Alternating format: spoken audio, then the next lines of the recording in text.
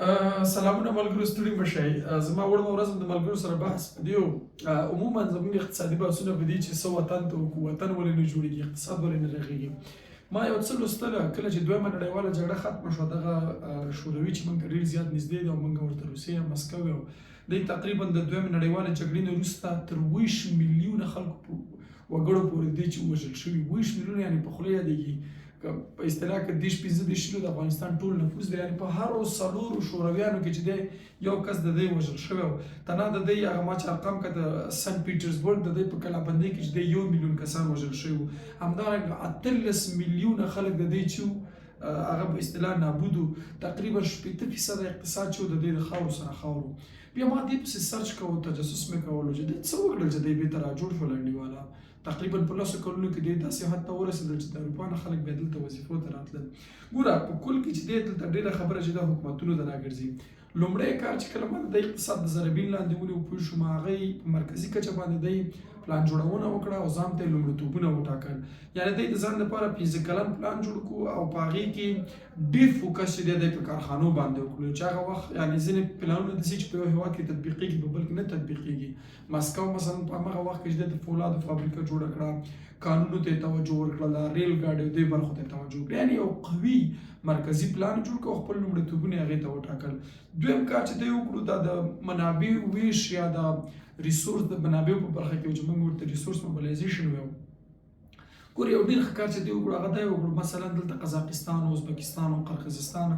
د هر هېواد ته دی مشخص کړه چې انډیواله زه تا نه غنم الم زه تا نه وریجې الم ته به تنها د تیلو په برخه کې کار کوي یعنې دی تو پرک لا نه لري یو څه چې ما ته ډېر جالب دي هغه کېدلی شي چې په افغانستان کې هم تطبیق شي مثلا موږ پخوا نه 20 زونونه په افغانستان کې لرل هر زون ته مشخص شي مثلا که پکتیا ده خوست ده پکتیکا ده غزني ده دغه کوم سم چې مرکزي ریاضي دی ته وایي چې وروره ته به تنها د جنغوزو په برخه کې کار کوي ته به تنها د مړۍ په برخه کې کار کوي یعنې څلور پنځه شیان دي ته وښودل شي نور داسې نشي چې انډیواله دی وربشې مو کري او غنم مو کري او شولې ورڅه مو کري یا مثلا مشرقي زون ته وویل شي انډیواله ته به تنها د غنمو په برخه کې کار کوي یا انډیواله ته به تنها د سبزي د ټول وطن ته تودلی یعنې داسې کېدلی شي چې موږ بیا هغه خپل داخلي ضرورتونه یا اړتیاوې چې دي دغه ولایتونو نه پوره کړي بل روسیې چې هغه وخت یو ښه کار وکړو هغه مهال ښه کار خو اوس وخت کې چې دی نه کېږي دا قوانین لږ بدل شوي دي هغې سخت کاریګري پالیسۍ راوضع کړي یا بشري پالیسۍ راوضع کړي مثلا دی هغه ساحه چې ډېره خساره یې لیدلې وه خپله ټوله بشري قوه یې هلته ویوړله او هغې ځي په احیاو رغولو او فابریکو کې کار پیل کړو یو بحث هغه وخت هم دا کې چې کله د اسیران یا بندیان لرل هغې نه داسې استفاده وکړه چې کانالونه یې په جوړ کړه ډیمونو په جوړولو کې غرونو په سورو کولو کې یعنې دا هم یو فارموله اوس شوروي نه ډېر تېرېږو بحث پرې نه کوم ما د ځان سره پوښتنه هم لیکلې ده چې موږ څه کولی شو په افغانستان کې چې جګړه تېره شوې ده دا نو نه اولنی هېواد دی نه اخرنی هېواد دی موږ سره د دنیا مثالونه مخې ته پراته دي لومړی واضح لومړیتوبونه او پلان دی په مرکزي کچه باندې کیدای شي داسې یو څه خو ډېر محسوس او ملموس ولس ته نه دی په دې کې مثلا برېښنا ده د اوبو بندونه دي او کرنیز تولید دی دغه درې شیان زما په نظر باندې چې برېښنا دغه ریل ګاډی او دغه کرنه د افغانستان تاسو وګورئ د اف او د یو راپور په اساس باندې د 80 تر 15% پورې د افغانستان خلک چې دي په کرنه کې دی بوخت دي یو راپور مې د 2019 کې د 13 د اف او لوستلو چې تنها د هلمند اوبه که مهار شي اول ته کرنه وشي نو 90 میلیونه خلکو ته چې دی هغه غذا برابرولی شي یا غنم برابرولی شي یعنې زموږ کرنه په دې حالت کې دا ډېره استفاده ترې کولی شو دویم د عامه کارونو پروګرامونه دي حکومت باید دلته افغان حکومت څوک په راس کې دي مسؤلین دي د عامه کاروبارونو یا د بوختیا د بیکارۍ د کمولو دپاره د ډېرې سترې پروژې یا میګا پروجیکټس پر لاره باندې واچوي دغه وړو کارونو کې صحیح ده چې خلک مصرفېدلی شي خو سترې پروژې یو څوک وایي چې څنګه کېږي ما تاسو ته ویل د زونونو په کچه باندې تقسیمات وشي زمونږ اوس شمال زون چې دی مثلا هغه د ازبکستان او د منځنۍ اسیا سره ښه تجارت لري د پنبې فابریکې مزار ښه پنبه لري غټې فابریکې هلته رامنځته شي د تار جوړولو فابریکې رامنځته شي په دې کې زرګونه او لکونه خلک چې دی مصرفېدلی شي د درېیمه خبره دغه بهرنۍ مرستې چې دي دا باید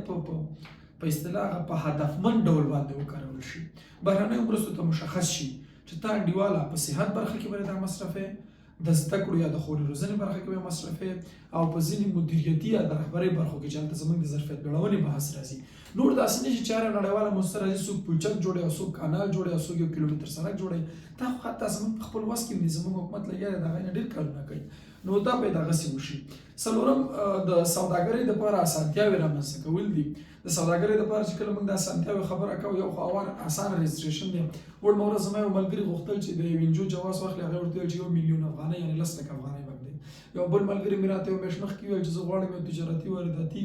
سوداګري جواز واخلم، هغې ویل چې تاسو 15 افغانۍ ورته ږدئ. ګوره دا پروسې په ځای د دې چې اسانه شي دا ورو پیچلې کېږي. صحیح ده چې شفافیت مسله به وي، حکومت به خپل جسټیفیکیشن یا توجیهات ورته لري، خو دا ثبت باید اسانه شي، جواز اخیستل باید اسانه شي، پانګونې دپاره باید کټلاکونه یې هغه باید اسانه شي. ما یو مخکې یو چې د دولتي فیس ورکولو یو ورځ زما مکمل ونیول، هغه څه چې افغانستان بانک یې ما ته ویلول کېدلی شي د یو کارت له لارې د موبایل اپلیکیشن له لارې وشي. نو دا هغه شیان دي چې کولی شو موږ د نورو هېوادونو نه کاپي وکړو او د افغانستان اقتصاد د 15 واله په 10 کلونو کې داسې کړو چې خارج میشتې ورته په ویزو باندې راشي. ډېره مننه.